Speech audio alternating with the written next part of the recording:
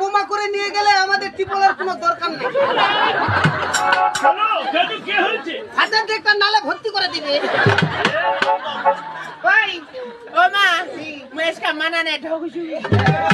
মানানে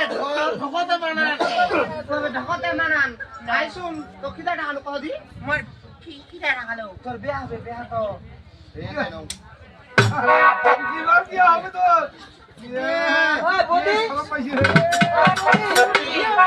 তোমার পেটে কি চুলকানি হইছে?